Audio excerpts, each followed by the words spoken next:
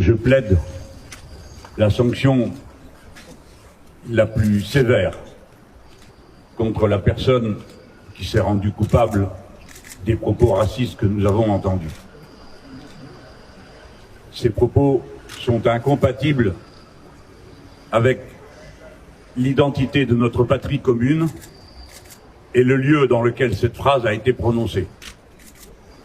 Être député du peuple français suppose, et c'est tellement évident, sans même qu'on ait besoin de le vérifier quand on arrive sur ces bancs. Premièrement, il n'est d'autre souverain en France que le peuple. Le peuple est un et indivisible, car tous les êtres humains sont semblables par leurs besoins et donc égaux en droit pour les satisfaire, quelle que soit leur religion, quelle que soit leur couleur de peau, quel que soit leur genre.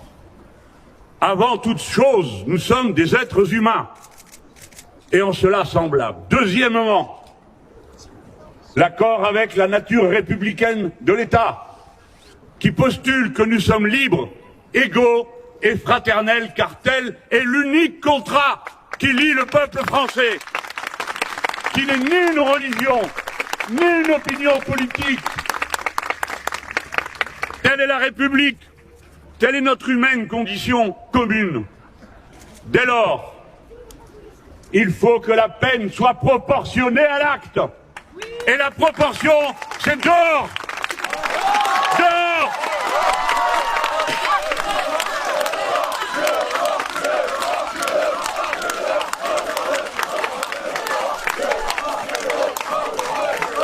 Hier, ils assumaient leur racisme.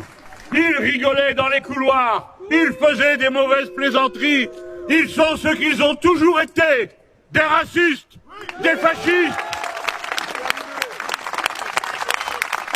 Et puisque les voici, je veux saluer tous ceux des députés, quelles que soient leurs opinions politiques, même quand nous sommes si durement opposés les uns aux autres, qui à ce moment-là ont validé le pacte des Françaises et des Français, unité du peuple contre les racistes.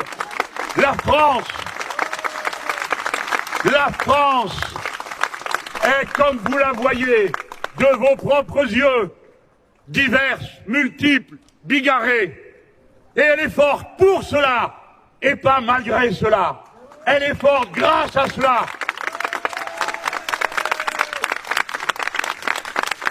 Je m'adresse aux enfants que Carlos avait fait venir hier parce que c'était, pour un député, c'est toujours tellement important. La question d'actualité qu'on pose au gouvernement. C'est le moment, quand vous êtes député, où tout d'un coup, vous vivez l'importance de votre fonction, parce que c'est vous qui représentez le peuple, qui normalement contrôle et interpelle le gouvernement.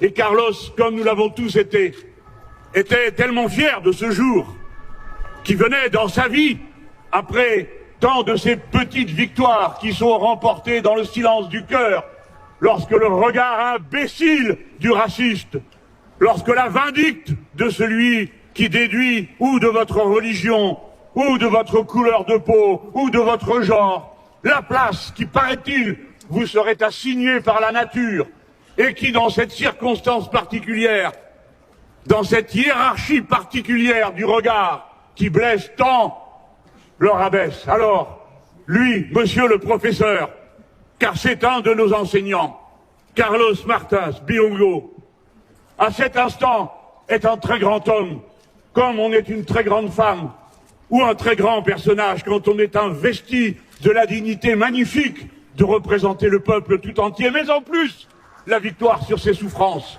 du regard insultant des autres.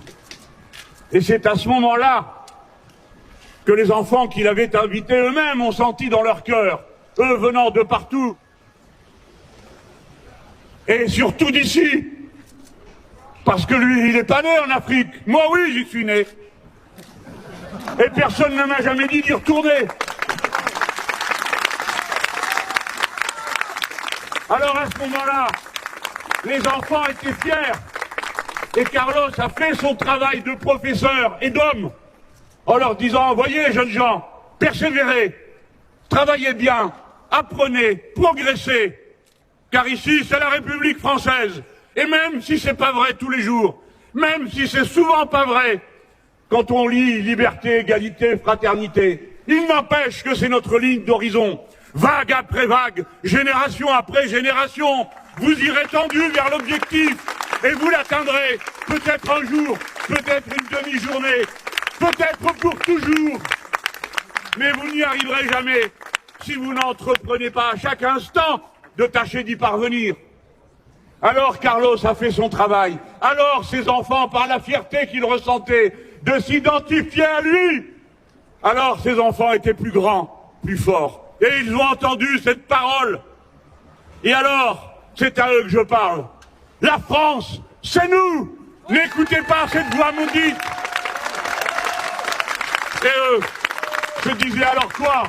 Même quand on est député, même quand on a l'écharpe bleu, blanc, rouge qui commence par le rouge, quand on est député, même quand on est là, alors on est insulté, alors on est maltraité. Je le dis à tous ceux qui en ont le pouvoir, parce qu'ils ont un pouvoir de parole ou d'influence. Réagissez, protestez, ne vous laissez intimider par rien ni personne. Ce n'est pas la France. La France, elle est dans tous ceux qui récusent le racisme, quelles que soient leurs opinions, encore une fois. N'acceptez pas ces chipotages pendant des heures pour savoir s'il s'est dit qu'il au pluriel ou qu'il au singulier mérite d'être insulté. N'acceptez pas ce relativisme, ce wokisme, comme ils disent, qui consiste à cacher la vérité sous un flot de paroles qui la déguise, qui la masque, qui en atténue la portée et la violence.